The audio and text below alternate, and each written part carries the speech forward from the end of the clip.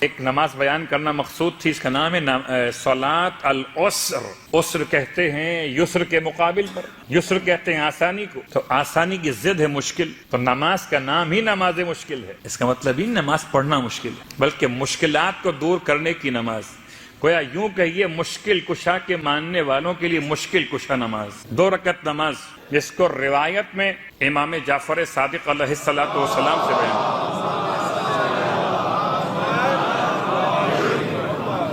ویسے تو امام علیہ السلام نے اس کا ایک وقت بیان کیا ہے کہ یہ زوال کے وقت پڑھی جائے، لیکن اگر زوال کے علاوہ بھی انسان پڑھنا چاہے تو نماز پڑھنے میں شرعاً کوئی حرج نہیں ہے۔ اور جب کوئی بہت مشکل آپ کے لیے واقع ہو، کسی کام میں ایسے پریشان ہو کر کہ کام بالکل بند ہو گیا ہو، جسے کہتے ہیں کہ بالکل رکاوٹ واقع ہو گئی، لوگ رکاوٹ دور کرنے کے لیے تعویذ ڈھونڈتے ہیں، عامل ڈھونڈتے ہیں، عامل کی اپنی رکاوٹ کھل جاتی ہے، آپ کی کھلے کہ نہ کھلے، وہ آپ سے درہم دینار لے گا نا۔ تو نماز بیان کیے، یا تو یقین کیجئے کہ امام علیہ السلام نے مجھے اور آپ کو ایسے ہی چھوڑ دیا تھا کہ جانا پیروں فقیروں کے پاس، ان سے پوچھ لینا، یا کوئی حل بتائے تھے مسائل کے؟ اگر بتائے تھے تو کیا ہیں؟ کبھی نماز کی شکل میں ہیں، کبھی روزے کی منت کی شکل میں ہیں، اور کبھی کسی اور اعتبار سے کسی مسکین کی امداد کی نیت کے اعتبار سے ہیں۔ ایک نماز عسر یعنی مشکلات کو دور کرنے والی نماز۔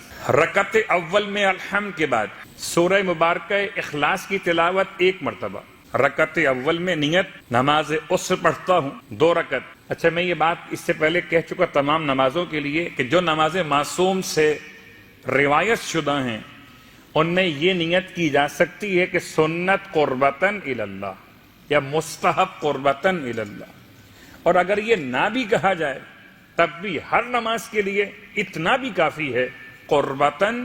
اگر کوئی انسان یہ بھول جائے کہ روایت کون سے امام کی ہے، سنت کہوں نہ کہوں، اللہ کے رسول نے اس نماز کو بیان کیا ہے تو مستحب کہوں نہ کہوں، اگر بھول جائے، اور اگر نہ بھی بھولے اتنے پہ اکتفا کر لے۔ کچھ برادران نیت کرتے ہیں کہ جی نماز پڑھتا ہوں، منہ میرا قبلے کی طرف ہو کے باوضو الہ آخر، اور وہی الہ بھول جاتے ہیں قربتاً الی اللہ۔ سارے الہ بھول جائیے مگر مت بھولیے قربتاً۔ تو یہ نماز کے رکعت اول میں الحمد کے بعد 1 مرتبہ سورہ اخلاص، اور اس کے بعد سورہ مبارکہ فتح کی ابتدائی 3 آیات بسم اللہ کے بعد، انا فتحنا لک فتحا مبینا سے نصرا عزیزا تک 3 آیات، اور یہ آپ آیات دیکھ کے پڑھ سکتے ہیں، کوئی حرج نہیں ہے۔ رکعت اول میں الحمد کے بعد 1 مرتبہ سورہ اخلاص اور 3 آیات سورہ مبارکہ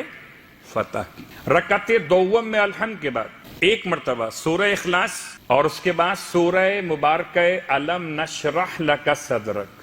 یہ بات یاد دلا دوں کہ مستحب نمازوں کے مسائل واجب نمازوں سے ذرا مختلف ہے۔ مثال کے طور پر مستحب نمازوں میں جب معصومین نے کوئی آیت پڑھنے کے لیے حکم دیا تو آیت پڑھ لی جائے گی، لیکن واجب نماز میں کامل سورہ جب تک نہ پڑھا جائے تب تک نماز درست نہیں ہوگی، کیونکہ واجب مکمل ادا نہیں ہوا۔ تو علم نشرح لک صدرک ویسے آپ نہیں پڑھتے، اکیلا سورہ واجب نماز میں علم کے بعد یہ والا، جب تک کہ اس کا پیار مکمل نہ کر لیا جائے۔ لیکن اس نماز میں، کیونکہ نماز واجب نہیں ہے اور روایت معصوم ہے، اس میں آپ پڑھیے الحمد کے بعد سورہ اخلاص، اور سورہ اخلاص کے بعد سورہ علم نشرح لک صدرک۔ غالباً 8 آیات ہیں مجھے اگر صحیح یاد ہے بسم اللہ کے بعد۔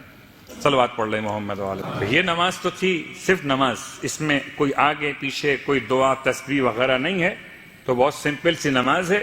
جب کبھی گلا یہاں تک آگے بند ہو جائے اور آپ چاہتے ہو کہ اب اینٹی بائیوٹک استعمال کی جائے تو یہ نماز اس وقت پڑھیے گا جبکہ آپ سمجھ رہے ہو کہ اب اس کے علاوہ کوئی اور چارے کار نہیں ہے۔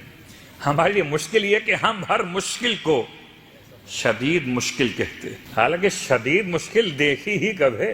اور ویسے بھی صاحبان ایمان کے لیے بہرحال مشکلات کا ایک راستہ مشکل کشا مولائے متقیان علی ابن ابی طالب علیہ السلام۔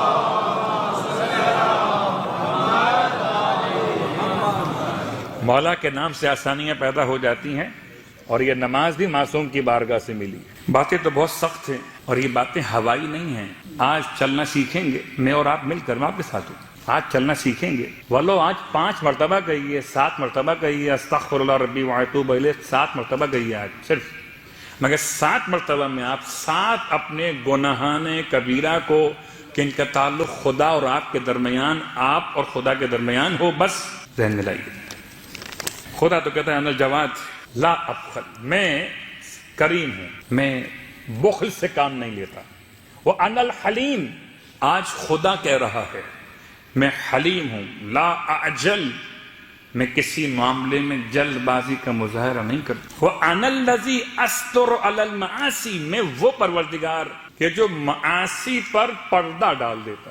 وَأَقْبِلُ التَّائِبِينَ، اور جو توبہ کرنے والوں کی توبہ قبول کر لیتا. وَأَعْفُو عَنِ الْخَاطِئِينَ، اور خطا کرنے والوں کی خطاؤں کو معاف کر دیتا. وَأَرْحَمُ النَّادِمِينَ، اور ندامت کرنے والوں پر رحم کر دیتا. وَأَنَا أَرْحَمُ الرَّاحِمِينَ، اور میں رحم کرنے والوں میں سب سے بڑا رحم کرنے والا. دنیا میں کوئی انسان کو اتنا معاف نہیں کر سکتا